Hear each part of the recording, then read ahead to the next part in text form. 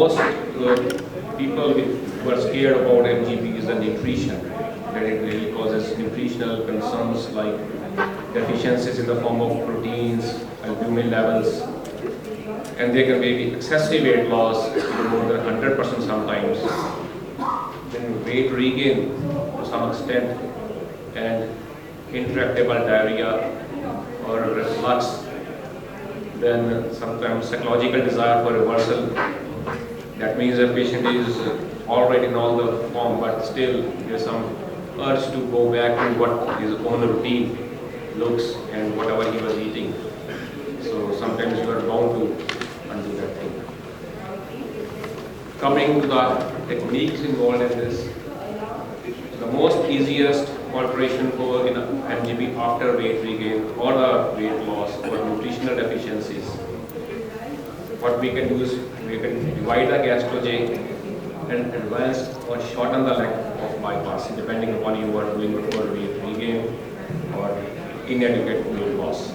This is the easiest thing you can do, just a 20 minutes procedure.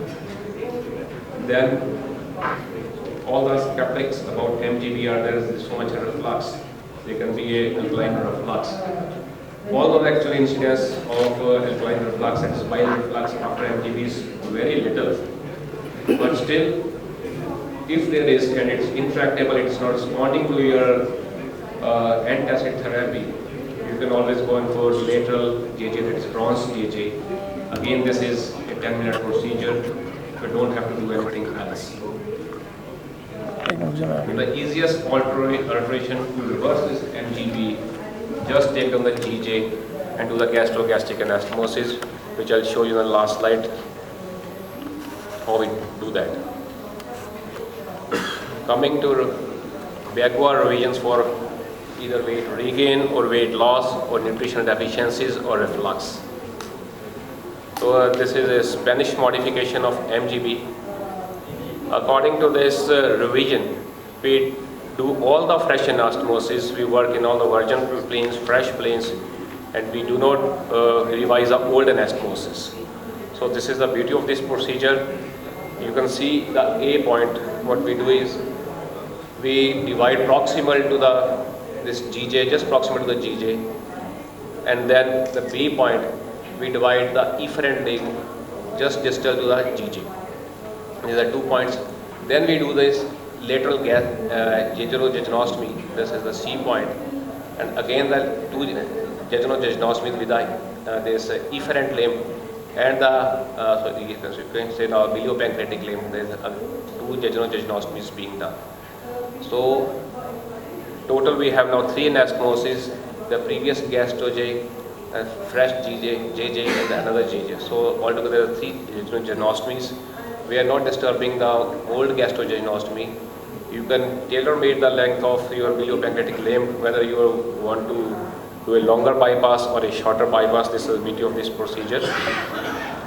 So as I said, the advantages are there. You don't avoid all the previous planes, all fresh site anastomosis, and the disadvantages is that there are 3 anastomosis now, and MGB had only 1 anastomosis. So this is the disadvantage of this procedure. So converting MGB to RYGB is a simple technique comparatively. All you have to do is, this is the MGB, all you have to do is that you divide the afferent limb proximal to gastrojay. This is the division of afferent limb. Then you do jejunoplasty between the BP limb and the alimentary limb at any position, that is between 50 to 150 centimeters. So you convert your MGB to RYGB. If you want to make pouch of stomach small, even it is possible with that.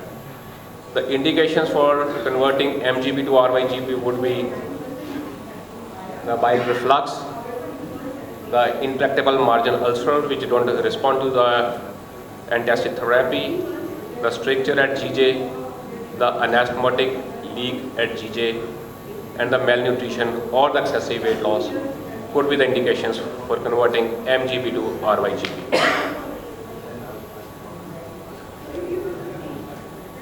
Then converting MGB to sleeve is also possible, though it is a little longer procedure than converting MGB to RYGB. It takes a little longer time. The technique involved would be, we take down the gastrojejunostomy and we do the gastrogastric anastomosis, which is between the vertical gastric pouch and the remnant of the stomach. This is the enteral part of the stomach. We do the gastrogastric anastomosis. And then we introduce this endoscope and take it into the first part of the duodenum, and we start sleeving from the pylorus vertically upwards towards the angle of face while protecting the gastrogastric anastomosis. You have to be careful, you have to practice. And then you take out the resected stomach. This is little longer and lengthy procedure. It takes about 2 or more than that time to complete this procedure. The indications would be, again, nutritional concerns, deficiencies. Dumping is a main thing. I have come across one patient who's been converted from MGB to sleeve because of dumping. Then excessive weight loss and the intolerance.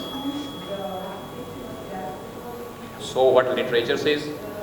This is Dr. Lee's study that he has revised about 1.7% of MGBs in his series. Dr. Mahawar has converted, I think, one case, and he has reported that it was due to reflux. And the study by Johnson, who had collected data for about more than 2,000 patients from 5 hospitals, and they have converted this revision rate of 1.32%. In my study, which recently got published, we have shown a revision rate of 0.42% after MGB.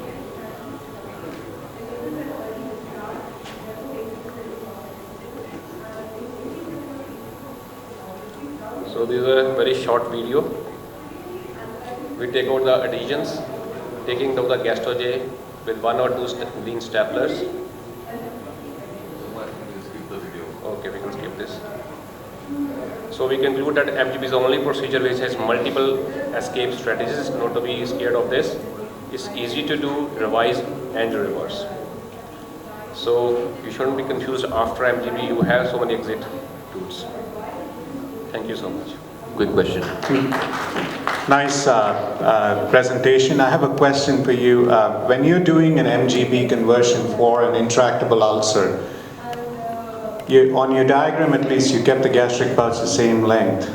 If you do that to Roux-en-Y, the jejunum I would think would ulcerate because the jejunum is not used to acid, and your MGB probably has some protective effect because of the bile neutralizing the acid, versus now you have a long pouch which secretes acid into the jejunum.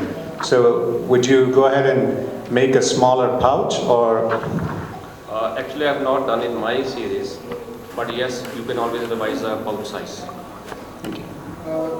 One more comment, like you are saying that it is easy to convert MGB and there are multiple exit strategies for weight loss and malnutrition. We have had patients after MGB coming to us. We had a recent patient with an albumin of 0.85. She was tripping all through her body and she would not have any anastomosis. There was no option of doing any reversal. So it's not that easy a thing, that anything which is technical cannot be done. Yeah, I'm talking about the strategies available. If you go to convert to a patient like that, yes, you have to manage the patient intensively, first build up their albumin levels and then take them for surgery. You cannot take patient less than 2 even for surgery straight away. Yes, you have to build up your patients before surgery. And it's very difficult to build up. Yeah. Here we were discussing the technical part. It is possible. I think the point is well taken, Dr. Jammu. Thank you very much. We would like to call upon Professor Chaubey again. Yes.